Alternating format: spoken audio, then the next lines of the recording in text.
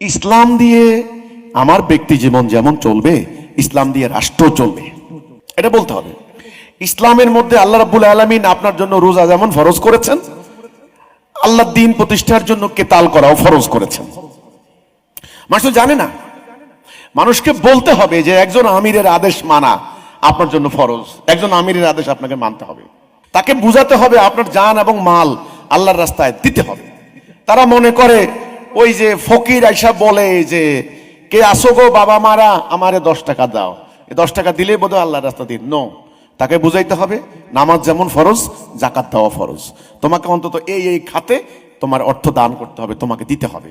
আল্লাহর রাস্তা তোমাকে দান করতে হবে, জান এবং মাল। তোমাকে জিহাদ করতে হবে, তোমাকে ঐক্যবদ্ধ হতে হবে, তোমাকে এই দিনটাকে, কোরআনকে রাষ্ট্রীয় জীবনের প্রতিষ্ঠার জন্য সংগ্রাম করতে হবে। একজন নেতাকে তোমার নেতা মানতে হবে। অর্থাৎ রাষ্ট্রীয়, জাতীয়, সামগ্রিক, সামষ্টিক দিকটা ইসলামের কতখানি গুরুত্বপূর্ণ, কতখানি ইম্পর্টেন্ট, কতখানি বেসিক, আসল জনগণের সামনে এখন এই শিক্ষাটা বারবার তুলে ধরতে হবে।